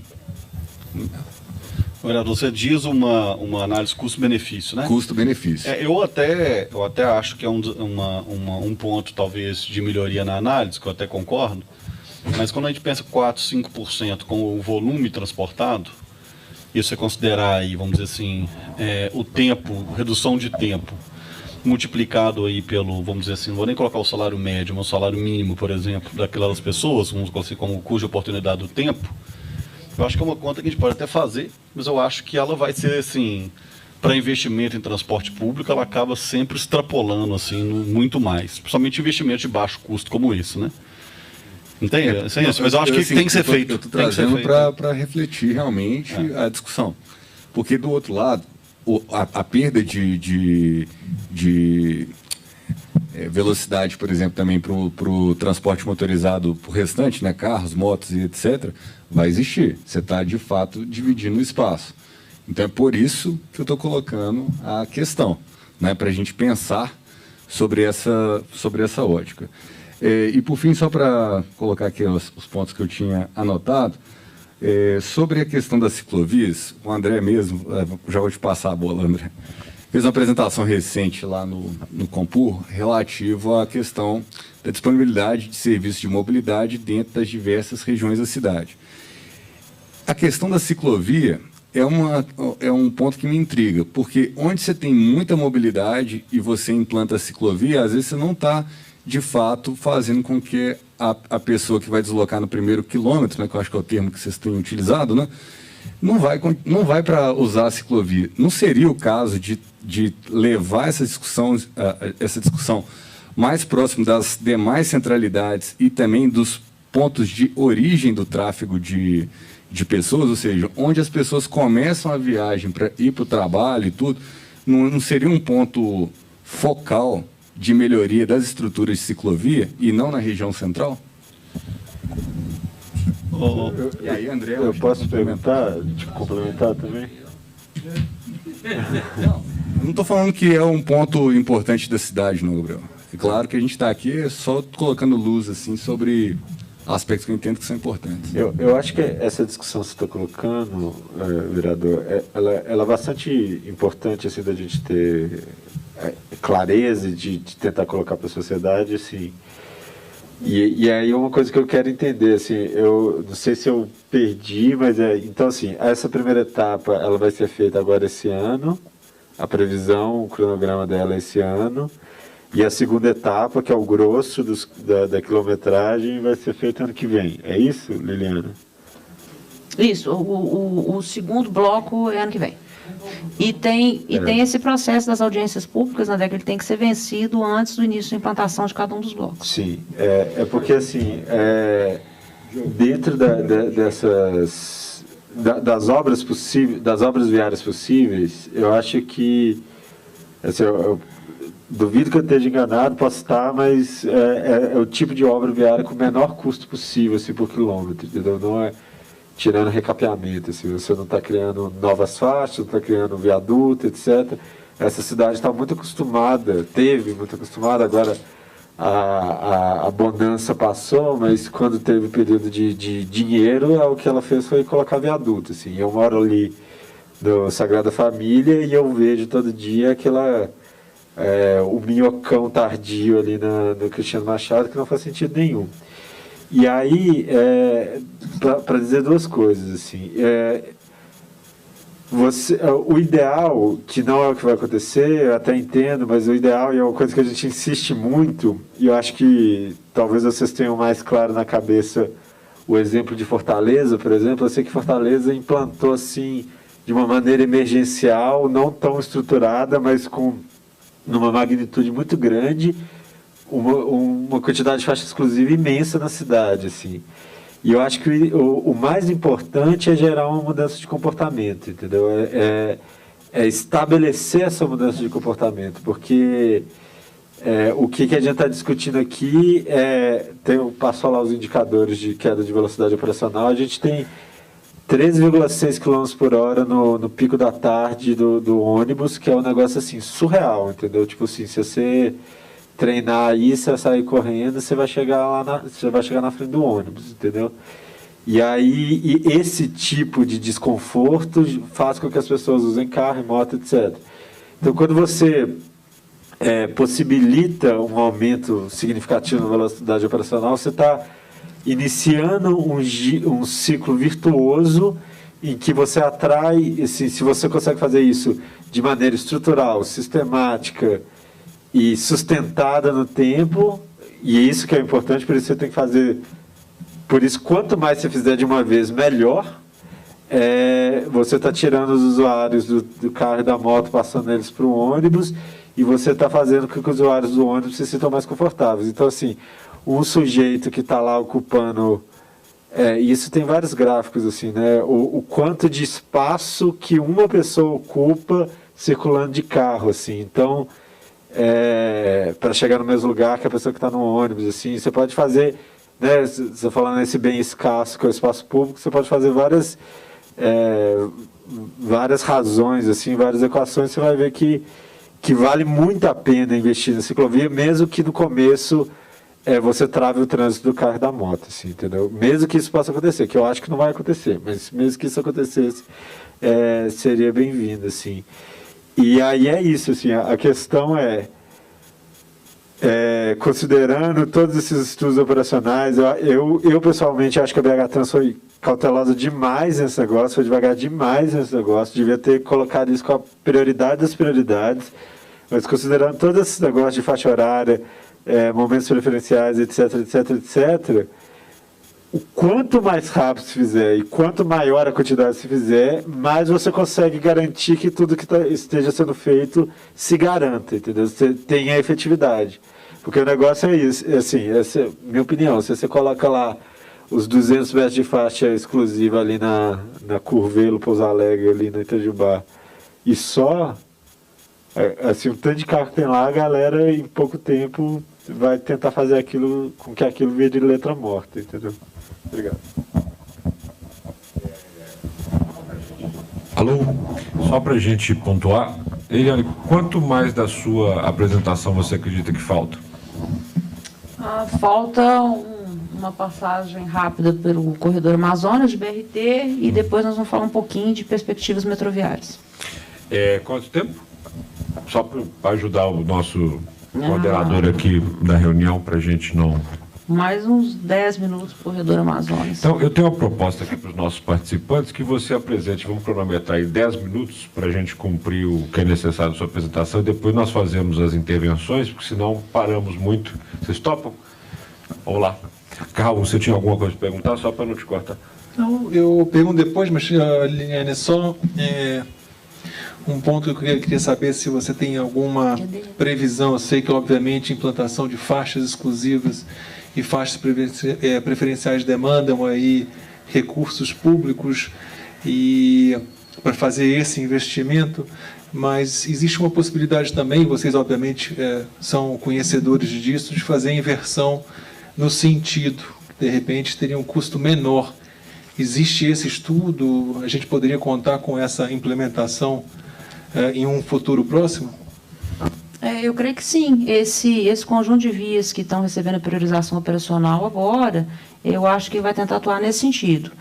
Do escopo que nós já temos definido, nós não temos nenhum trecho ainda de inversão, não, mas está na programação lá estudos nesse sentido. Só antes de começar aqui meus 10 minutos para o corredor Amazonas, André, hoje no meio da tarde para cá eu não acompanhei por causa dessa apresentação, mas realmente os dados do GTFS estão fora do ar ou intermitentes. A Prodabel já está atuando, inclusive acho que saiu do ar por causa já da interferência da Prodabel.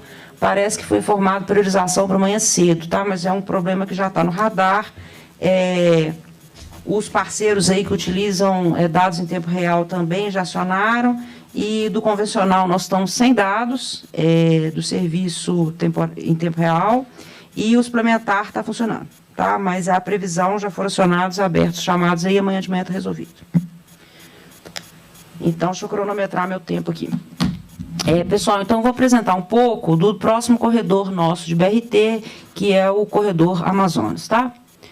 O corredor Amazonas, ele está inserido no escopo de uma contratação que a Prefeitura de Belo Horizonte está fazendo junto ao Banco Mundial, que são 4 componentes. O componente 1 é o corredor Amazonas BRT, que eu vou apresentar aqui agora.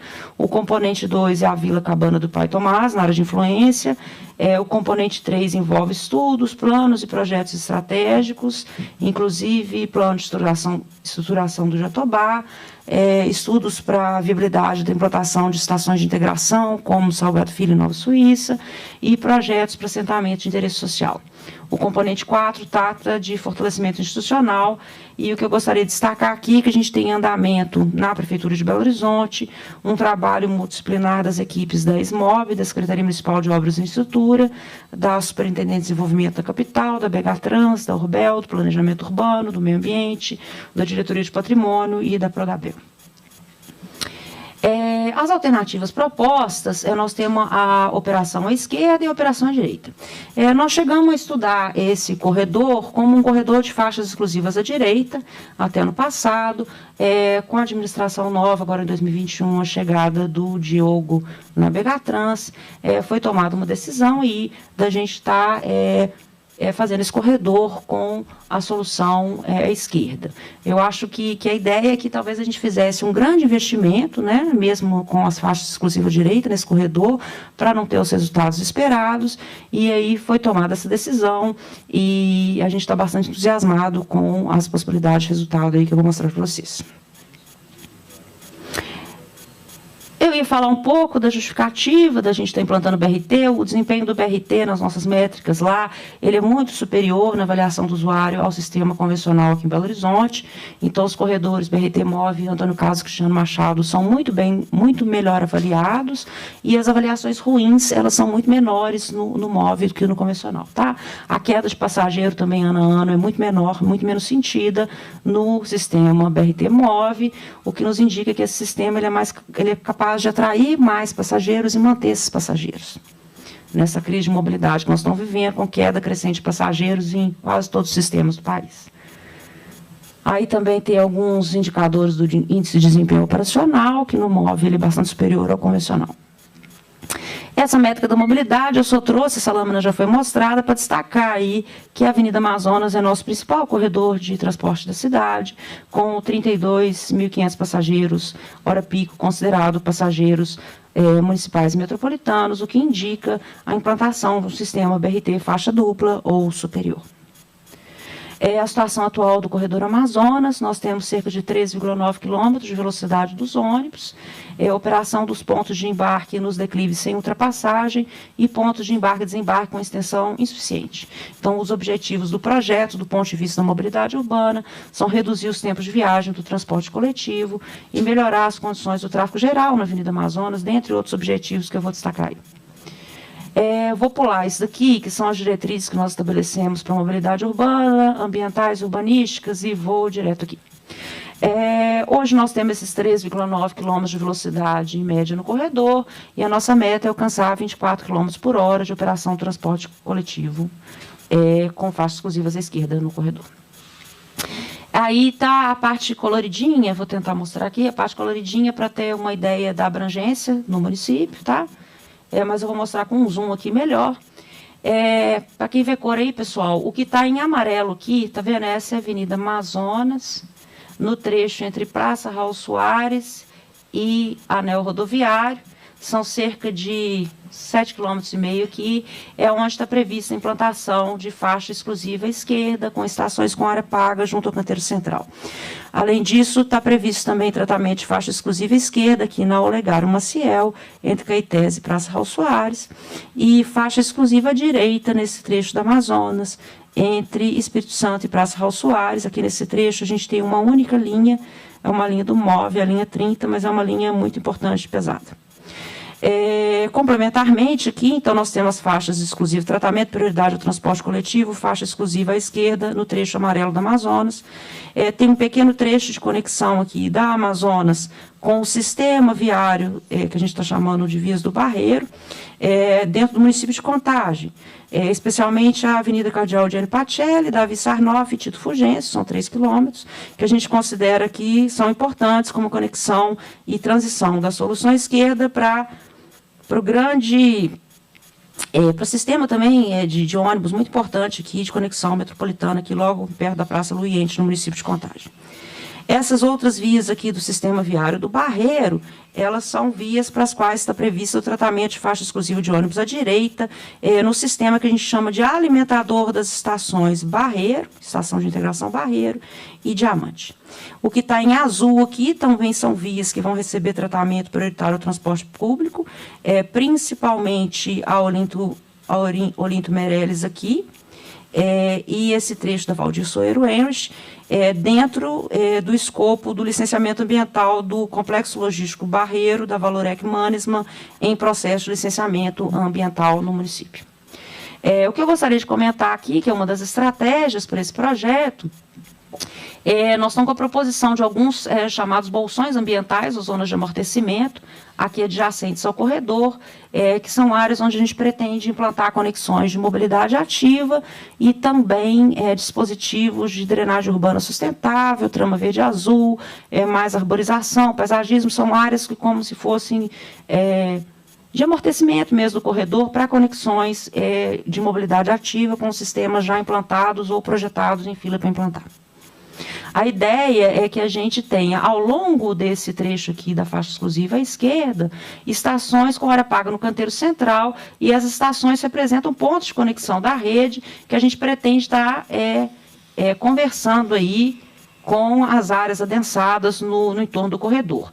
Então, aqui a gente tem um pequeno trecho do Olegário Maciel, que é uma conexão cicloviária, aqui está previsto ciclovia, ligando o trecho da Olegário Maciel, onde vai ter prioridade ao transporte público, com a outra ciclovia lá na ponta, perto da rodoviária. Aqui a gente tem o que a gente está chamando de Bolsão Santo Agostinho, ali no entorno do Colégio Santo Agostinho e do Hospital São José, ali na Rua Imorés.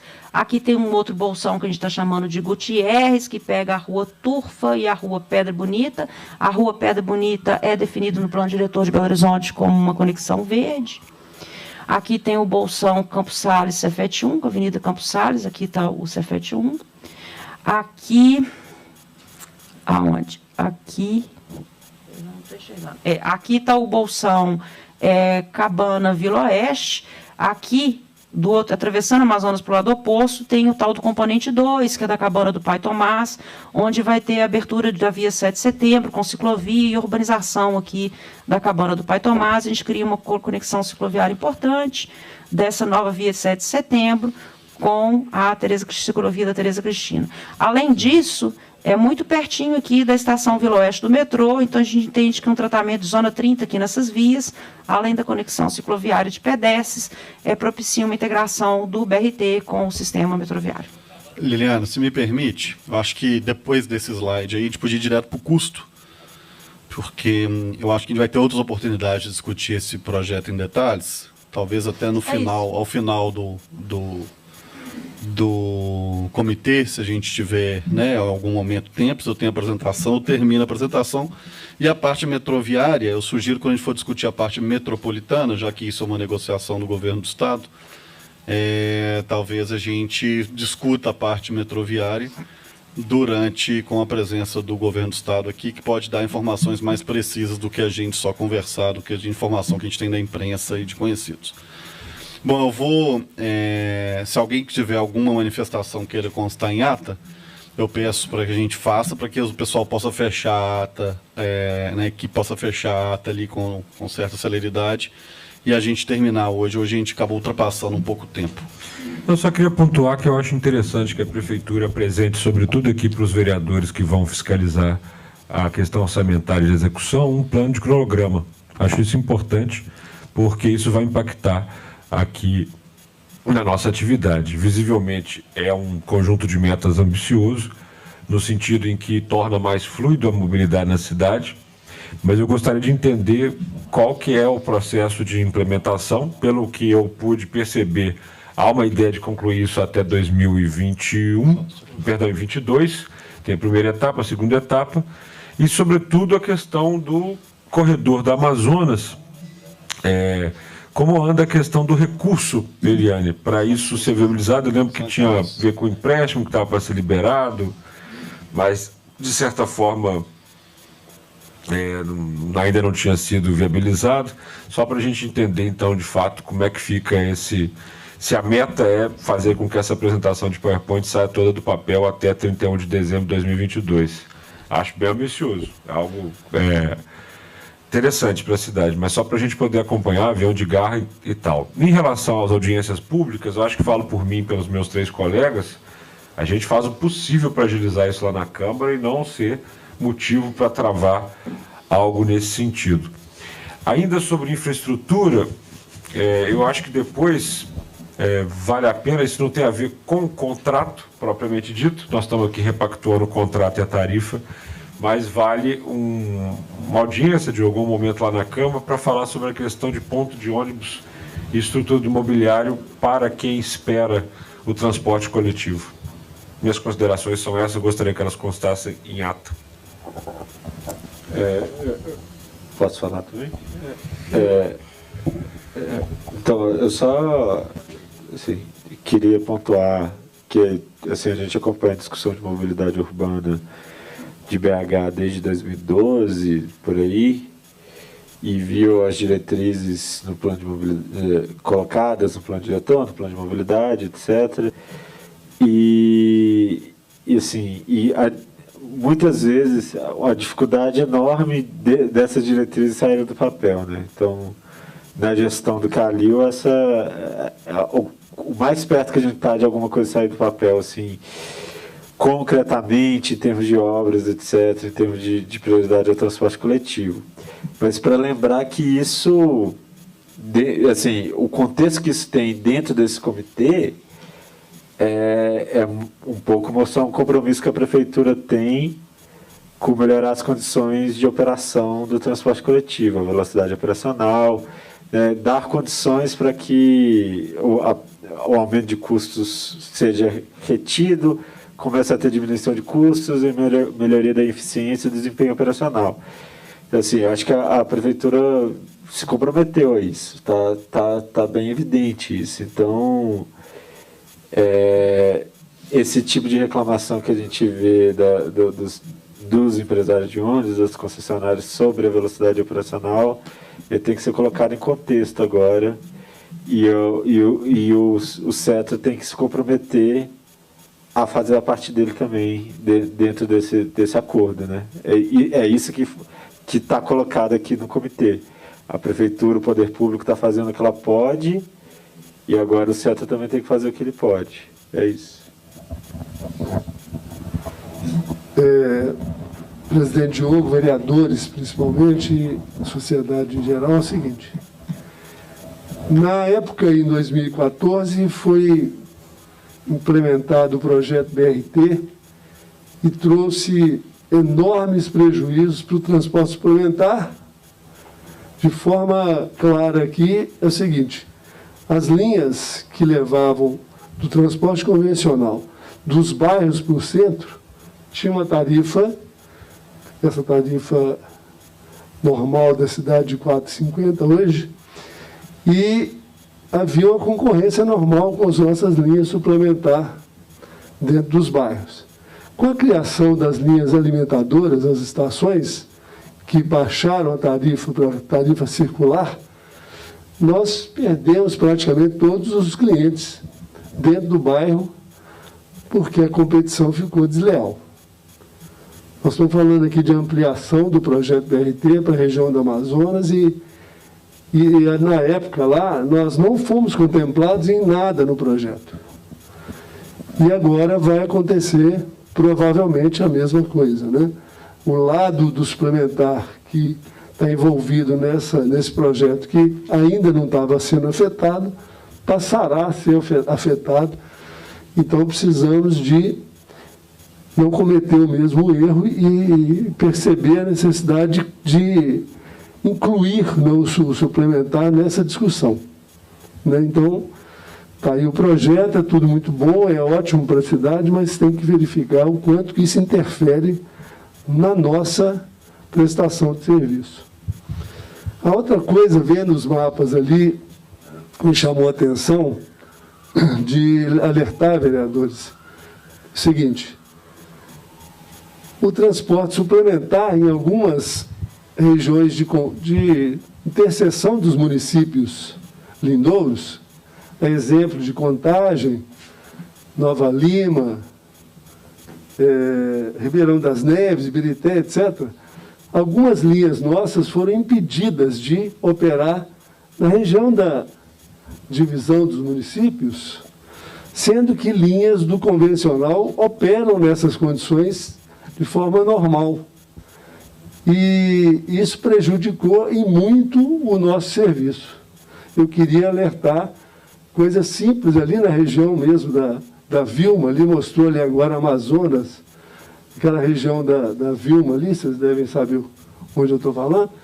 Nós tivemos que tirar a linha nossa ali, PC, ponto de controle, que atendia muito bem no nosso usuário, é um exemplo que eu estou dando, e de repente a gente foi obrigado a tirar a nossa linha de lá, daquele ponto, por causa de questão de metros.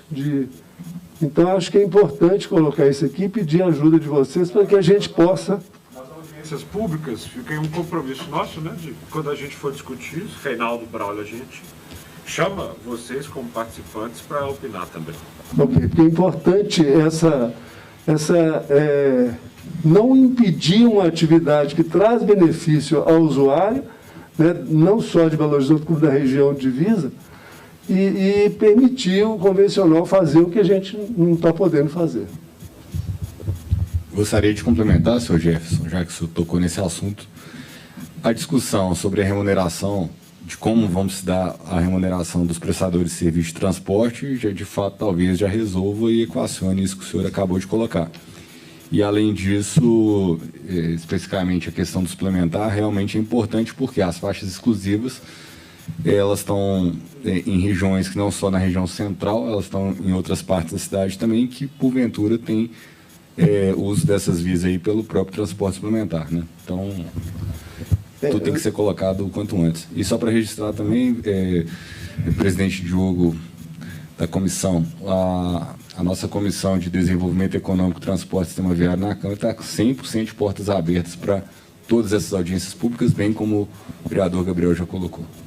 E o Braulio, só para acrescentar, o Braulio sugeriu a presença dele aqui, porque ele é o presidente do grupo de trabalho lá dentro, justamente da temática. Então, e tem sido um parceiro muito importante nessa construção.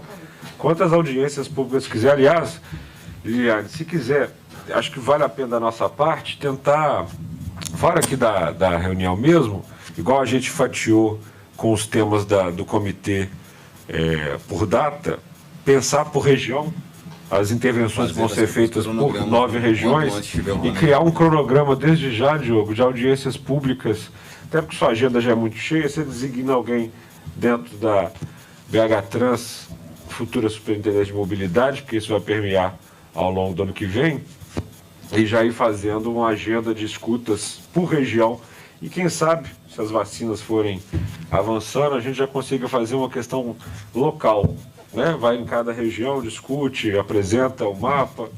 Acho que isso vai ser bem interessante. Reinaldinho já vai querer que seja lá no Nordeste. Começar número 1 do Nordeste.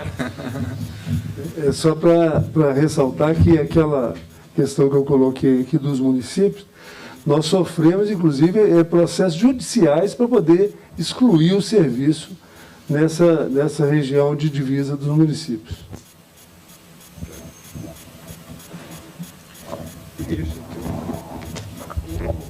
Bom, vamos... Você quer fazer algum comentário, Caio, por favor? Quero sim, Diogo. Eu acho que pontuar uma questão.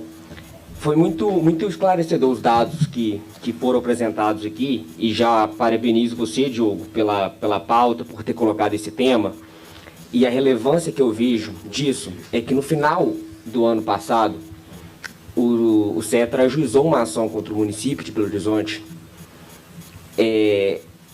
pedindo o socorro financeiro, alegando justamente a quebra do equilíbrio financeiro do contrato por atos que o município tomou durante o enfrentamento à pandemia. E, no entender do Cetra, isso afetou o equilíbrio financeiro do contrato. Como a gente está aqui num comitê de repactuação do contrato, esse é o nosso escopo desse comitê, é preciso que a gente reflita quando a prefeitura ela investe agora, ela faz atos que vão alterar o equilíbrio financeiro, mas aumentando a demanda, diminuindo o gasto de combustível, diminuindo esses gastos de manutenção, com tudo isso, como que isso também altera o equilíbrio financeiro do contrato, mas em favor do município.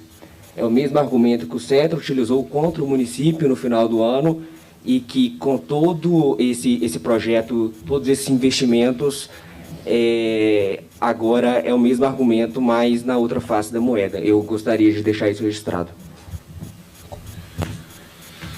Muito bom, gente. Muito obrigado a todas as considerações. Obrigado, Eliana, pela brilhante apresentação.